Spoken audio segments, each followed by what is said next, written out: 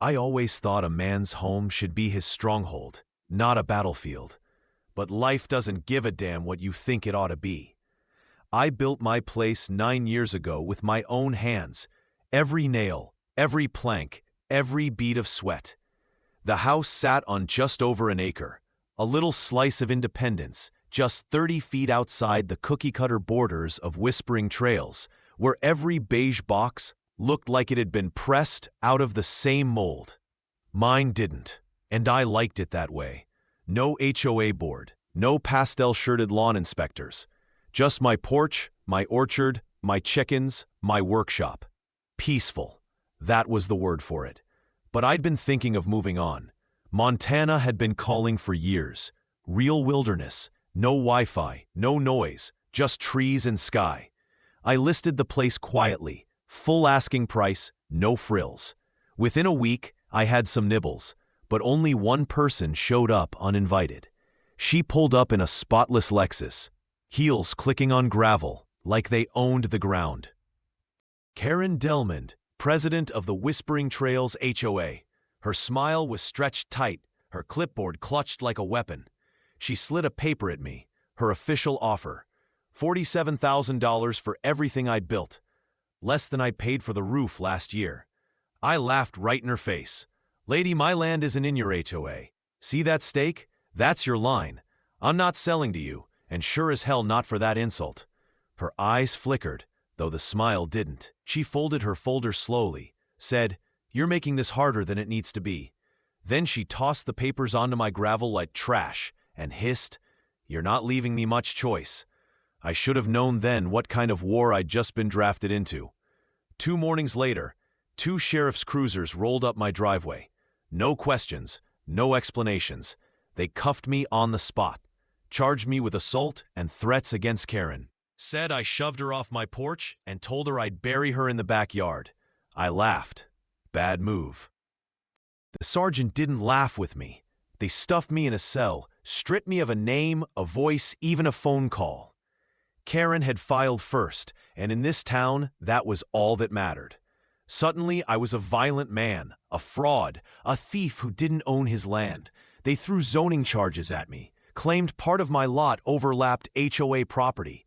I knew it was forged trash, but my deed was locked in a drawer at home, and I was locked in a cage.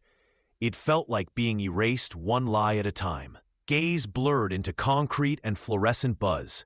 The stink of bleach and stale air pressed in. A fellow inmate whispered through the vent that Karen had juice, people in the sheriff's office and DA's office. He wasn't wrong. I thought I'd rot in there until the world forgot me. Then the floor shifted. A deputy sat me in a gray interview room and played a video on a laptop. Security footage from across the street, my neighbor Megan's camera.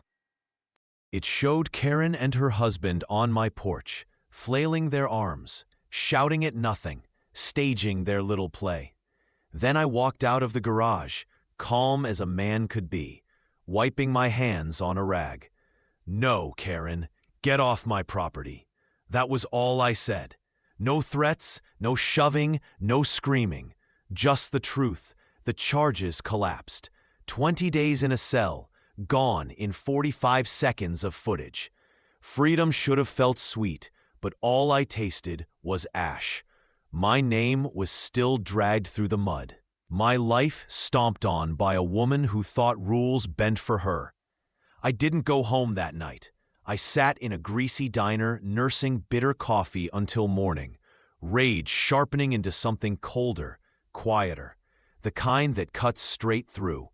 I called Clarence Baylor, an old Army buddy turned civil rights attorney. Told him I wanted to bury them. He chuckled, low and dangerous. "Then you call the right bastard." By the end of the week, Clarence had filed 3 lawsuits, defamation and malicious prosecution against Karen and her husband, conspiracy against the HOA, negligent misconduct against the sheriff's office. A private investigator dug up Karen's history. Homeowners forced to sell cheap after endless petty violations. Mailbox height, lawn ornaments, garden sheds. It wasn't community management. It was organized extortion. We subpoenaed records, emails, zoning maps. Most came back scrubbed or missing. Then an anonymous package landed on Clarence's desk. A flash drive full of emails between Karen and a county lieutenant, discussing expedited enforcement and non-cooperative owners. It was a blueprint for abuse, written in polite HOA jargon. The trial was a circus, the courtroom packed with reporters, neighbors, board members hiding behind fake sympathy. I walked in wearing flannel, not a suit. I'd spent enough time in a cage. I wasn't dressing up for the same system that put me there. The jury watched Megan's footage on a big screen. Karen, flailing, her husband gesturing like a pantomime villain. Me calmly telling them to leave. Clarence let it hang, then told the jury, "This is the full extent of the violence my client is accused of." It landed like a hammer. The forged zoning maps crumbled under scrutiny. Emails leaked. The lieutenant was hauled in under investigation. Karen's defense cracked like plaster. She blamed her husband, blamed subordinates, claimed she'd been misled. She was lying, and everyone saw it. Megan testified with quiet steel, said she'd known me 10 years, never saw me raise my voice, said right was right, even when inconvenient. I wanted to hug her right there, but I settled for clenching Clarence's arm. The verdict came down heavy. Guilty, false police report, falsified documents, attempted fraudulent acquisition, conspiracy, obstruction of justice. Her husband went down with her. 12 years for her, 7 for him. No parole, no house arrest. The HOA was dissolved, its assets frozen, board members subpoenaed. The court awarded me $920,000 in damages. But the real victory was watching Karen get led away in cuffs. No Lexus, no clipboard, no smile, just silence. 37 days after the verdict, I sold my house to a young couple from Denver. Teachers, good people, excited about the garden and the workshop. I left them the smoker I'd built, and a note. "This land is yours. Don't let anyone tell you otherwise." Then I loaded a truck and drove north.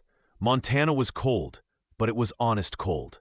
Pines and sky, no board members with fake smiles. I started building my cabin, slow and steady. Every nail a choice, not a deadline. A month later, Megan's Subaru crunched up the dirt road. She stepped out with a crooked grin and a six-pack. Said she took a wrong turn, 1,700 miles worth. Truth was, she was done with Colorado too. We sat on the tailgate watching the sunset bleed over the tree line. No promises, no fireworks, just two people who'd had enough fake to know something real when they saw it. 1 year later, we were married on the porch we built together.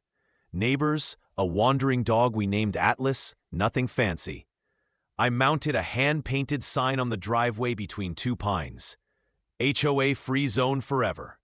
Most people chuckle when they see it, never knowing the story behind it. And that's fine. The people who matter already do.